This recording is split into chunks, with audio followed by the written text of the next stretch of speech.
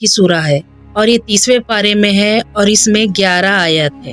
آج ہم اسی سورے کا ترجمہ اور اس کی تفسیر جانیں گے، تو آئیے شروع کرتے ہیں۔ بسم اللہ الرحمن الرحیم۔ القاریات ما القاریہ، کھڑکھڑانے والی کیا ہے وہ کھڑکھڑانے والی۔ وما ادراک ما القاریہ، اور تمہیں کیا معلوم کہ وہ کھڑکھڑانے والی کیا ہے۔ یوم یکون الناس کالفراش المبثوث، اور جس دن انسان پراگندہ پروانوں کی طرح ہو جائیں گے۔ تکون الجبال کالعہن المنفوش، اور پہاڑ دھنی ہوئی روئی کی طرح ہو جائیں گے۔ فاما من ثقلت موازینہ، پھر جس کا پلہ بھاری ہوگا۔ فهو فی عیشۃ راضیہ، وہ آرام کی زندگی میں ہوگا۔ واما من خفت موازینہ، اور جس کی تول میں کمی ہوگی۔ فامہ ہاویہ، اس کا ٹھکانہ ہاویہ ہے۔ وما ادراک ما ہی، اور تمہیں کیا معلوم کہ وہ کیا ہے۔ نار حامیہ، وہ تیز تند آگ ہے۔ قاریہ جو ہے وہ قیامت کا نام ہے۔ جیسے کہ قرآن میں قیامت کے دن کے لیے کئی نام درج ہے، جیسے کہ حاقہ، طامہ، صاخہ، غاشیہ وغیرہ۔ سب سے پہلے ہم اللہ کے نبی کریم صلی اللہ علیہ وسلم پر درود بھیجیں گے، اللہم صلی علی محمد وعلی آل محمد، کہ ان کے ذریعے اللہ تعالیٰ نے ہم کو تمام وہ چیزیں بتائی جس کے بارے میں ہم نہیں جانتے تھے۔ اللہ اس سورے میں فرما رہا ہے کہ قیامت کے دن کی ہولناکی کے بارے میں تم کیا جانتے ہو، تم کیا جانو کہ وہ کیا چیز ہے۔ جب کسی بھی چیز کی طرف زیادہ غور دلانا ہوتا ہے تو اس طرح کا انداز اپنایا جاتا ہے کہ پہلے اس کے بارے میں سوال کرو، پھر خود ہی اس کا جواب دو۔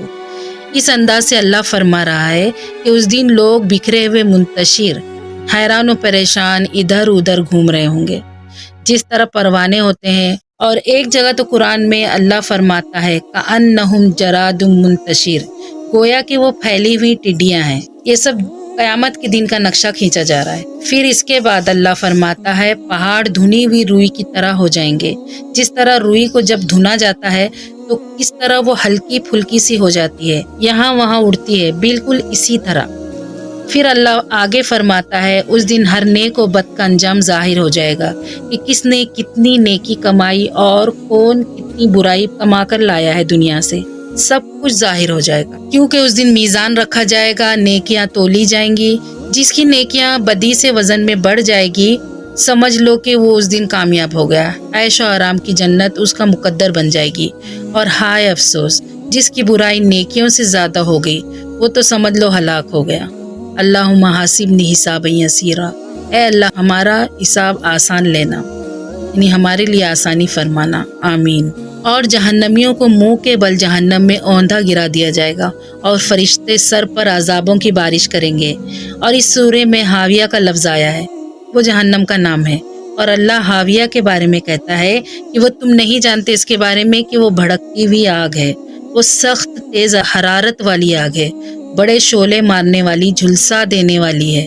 ایک دفعہ رسول اللہ صلی اللہ علیہ وسلم نے فرمایا کہ یہ جو آگ ہے دنیا کی، یہ تو 70واں حصہ ہے جہنم کی آگ کا۔ تو صحابہ اکرام نے عرض کیا جلانے کے لیے تو دنیا کی آگ ہی کافی تھی۔